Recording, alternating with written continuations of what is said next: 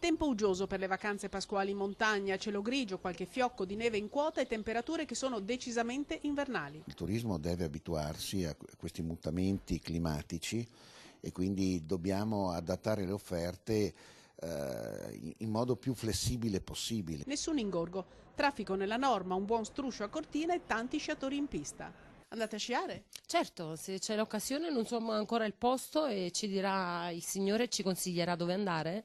Sì, ci stiamo preparando, sì, per oggi. Certo, le previsioni sfavorevoli non aiutano. Le cattive previsioni meteorologiche non aiutano certo diciamo, a far giungere un numero adeguato di clienti tale da giustificare l'apertura dell'albergo. Gli albergatori sperano negli arrivi dell'ultima ora per recuperare, almeno in parte, quanto non fatto nel corso della stagione che, partita a rilento per l'assenza di neve a Natale, è stata segnata dai tanti fine settimana guastati dal brutto tempo. Ed ecco l'ultimo sci, piste aperte a Cortina fino al 3 maggio, che trova ancora estimatori nonostante la concorrenza del mare. Io sono per il mare, però per un anno ho detto cambiamo e abbiamo optato per la montagna. Da piccolo venivo qua con i miei, quindi abbiamo valutato, dopo un'offerta tramite una nostra conoscente, siamo venuti qua. Più luci che ombre, è inutile negarlo. Il turismo sta, come molti altri settori dell'economia,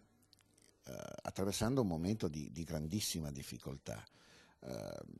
Qui non si tratta di essere negativi, qua si tratta di essere realistici. Se qualcosa di buono c'è in questa condizione è che il cambiamento può avvenire solo in queste condizioni. Ci auguriamo che per la montagna tutto quello che abbiamo subito negli ultimi anni sia da sprone per migliorare. E in attesa di miglioramenti la solita certezza, sempre meno i giorni di vacanza. Da oggi fino a lunedì, dopo martedì riprendiamo il lavoro purtroppo e dobbiamo rientrare a casa.